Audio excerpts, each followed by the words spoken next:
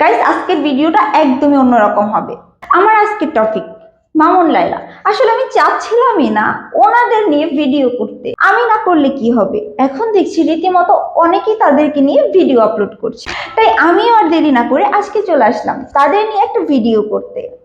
Actually আমরা কিন্তু অনেকবার দেখেছি মামুন লায়লার কাহিনী। যেমন হচ্ছে আগে মানুষ দেখতো আলিফ লায়লা, সেম এখন ওইভাবে তার উল্টোটা বের হয়েছে মামুন লায়লা। মানে কি বলবো, বলার কোনো ভাষা নাই ভাই। 2 দিন পর পর যে কি শুরু করে এরা, মানে এইগুলা করে কিসের জন্য আমি সেটাও জানি না। এরা কি ভিউ বাড়ানোর জন্য এইসব করে, নাকি সত্যি সত্যি এইগুলো করে, আমার মাথায় আসে না ভাই। মানুষ কেমনে পারে। আমি মানলাম যে মামুন খারাপ, তাহলে লায়লার কেন মামুনের কাছে আসতে হবে? আর যদি হচ্ছে লায়লা খারাপ হয়, তাহলে মামুনের কেন আবার লায়লার কাছে যেতে হবে? মানে সবকিছু শেষ করে দিলেই তো হয়। এই 2 দিন পর পর এত নাটক করার কি কোনো দরকার আছে? আসলে তো নাটক করে তার পায়টা কি? হ্যাঁ, নাটক করার মধ্যে অবশ্যই তাদের স্বার্থ আছে। এই যে 2 দিন পর পর তারা এইগুলো করে সমালোচনায় আসে, ট্রেনিং এ আসে, আর সেইখান থেকে লাখ লাখ টাকা ইনকাম করে। এইটাই হচ্ছে মূল পয়েন্ট। এই তো কিছুদিন আগে তাদের ভিডিও দেখলাম, মামুন লায়লাকে ভসকিয়ে দিয়েছে, তারপরে আবার তারা একসাথে মিলেমিশে রয়েছে। আবার কিছুদিন আগে দেখলাম লায়লা মামুনের নামে মামলা করেছে, মামুন জেল খাটলো, জেল থেকে বের হয়ে দুধ দিয়ে গোসল করলো। বাবা, কত কাহিনী। এক পর্যায়ে বলা হইলো যে তার সাথে, লায়লার সাথে নাকি মামুনের কোনো সম্পর্কই নেই। তারপর আবার কি, যেই লাউ সেই কদু, আবার দুজনকে দেখা গেল একসাথে। তারপরে আবার তারা ইন্টারভিউ বলে আসলে আমরা একসাথে আছি ঠিকই, কিন্তু তার সাথে আমার কোনো সম্পর্ক নেই, আমরা জাস্ট ভালো বন্ধু, এর বাহিরে আর কোনো কিছুই নেই। কিন্তু এখন আবার কি, মানে আমার মাথায় আসে না আসলে। আমরা ফেসবুক ইউটিউবে যেইখানেই ঢুকছি না কেন, প্রত্যেক জায়গায় শুধু মামুন লায়লা, আর হচ্ছে যে কি যেন একটা মেয়ে, অনামিকা কি যেন, আমি ওই মায়েরকে ওইভাবে চিনি না। আহ কিছুদিন আগে পর্দা টর্দা করে ভিডিও করতো, বিয়ে করছিল বোধ হয়। আমি সেই মায়াকে অতটা ভালোভাবে চিনি না, তবে মায়েরটার নাম মনে হয় অনামিকা ঐশী না কি। যেহেতু ওনাদের ভিডিও আমার তেমন দেখা হয় না, সেই জন্য আমি ওনাকে চিনি না। এখন দেখছি লায়লা, ওই মাইয়া আর হচ্ছে মামুনের ভিডিও, পিক, যা কিছু আছে সব কিছু সোশ্যাল মিডিয়াতে আপলোড করছে। তার মধ্যে মামুন আবার লাইভে এসে লায়লাকে গালাগালি করছে।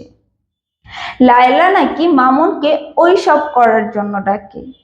এখন মামুন বলছে এই মহিলা আমার নামে 5-5টা মামলা দিছে, এখন আবার আমাকে তার বাড়িতে ডাকছে ওই সব করার জন্য।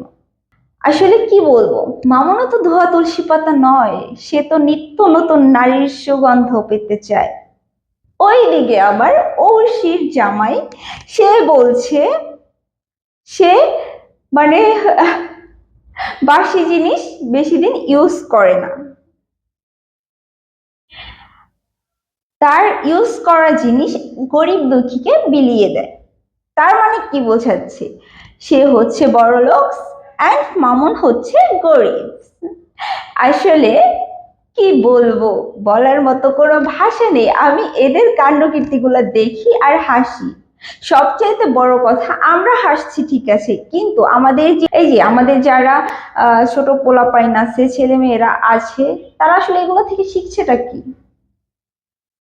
এইগুলোর থেকে মামুনের অনেক ফ্যান ফলোয়ার আছে, তারা আসলে মামুনকে তো গুরু মানে। এখন গুরু যেদিকে যাবে সেই দিকে দিয়ে তো শিষ্যরা যাবে, তাই না?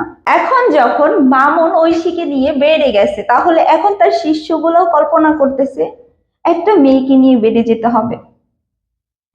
মানে আমি কি বলবো, বলার মতো ওই ধরনের কোনো ভাষাই খুঁজে পাচ্ছি না। একটা মানুষ কিভাবে এতটা নিচে নামতে পারে? লায়লা মামুনকে বস্তি থেকে তুলে নিয়ে এসে রাজার মতো করে রাখে, কিন্তু সে তো ওইভাবে থাকতে চায় না। মামুনকে সবাই বলতো বুইড়া বেডির জামাই, কিন্তু সে তখন কোনো কিছুই মনে করতো না। তার কারণ তার তখন লায়লাকে প্রয়োজন ছিল। কিন্তু এখন তো বিষয়টা আলাদা, এখন তো তাকে সবাই চেনে, সে তো সেলিব্রিটি হয়ে গেছে। সেই জন্য এখন তো আর লায়লাকে কোনো প্রয়োজন নাই, এখন তো তার নিত্য নতুন মানুষ চাই। প্রতিদিন কি আর বিরিয়ানি খেতে ভালো লাগে? মাঝে মধ্যে তো পান্তা ভাতও খেতে হয়, তাই না? যাই হোক, সেইটা যার যার বিষয়। আসলে আমার কথা হচ্ছে, লায়লা তো একজন এডুকেটেড পার্সন, তাহলে সে কেন এই ধরনের কাজকর্ম করতেছে বা এই ধরনের বিষয়গুলো নিয়ে ভিডিও করছে?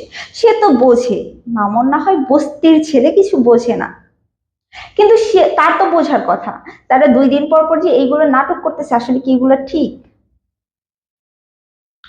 যাই হোক, আমি আর বেশি কিছু বলবো না। আপনারা আপনাদের মূল্যবান মতামত অবশ্যই কমেন্ট বক্সে কমেন্টস করে জানাবেন। আমার যদি কোনো কিছুতে ভুল হয়ে থাকে তাহলে অবশ্যই মাফ করে দিবেন। আমি কাউকে কখনো ছোট করে কথা বলতে চাই না, আমি যেটা দেখলাম সেইটাই বললাম। কিছুদিন পর পর মামুন লায়লার কাহিনীগুলো দেখছি, আমার কাছে খারাপ লাগলো, তার জন্য আমি ভিডিও করলাম। আমি মূলত ভিডিও করতে চাচ্ছিলাম না, যখন দেখছি সবাই ভিডিও করছে, তার জন্য আমিও একটা ভিডিও নিয়ে আসলাম। সবাই ভালো থাকবেন, সুস্থ থাকবেন, যার যার খেয়াল রাখবেন। আল্লাহ হাফেজ।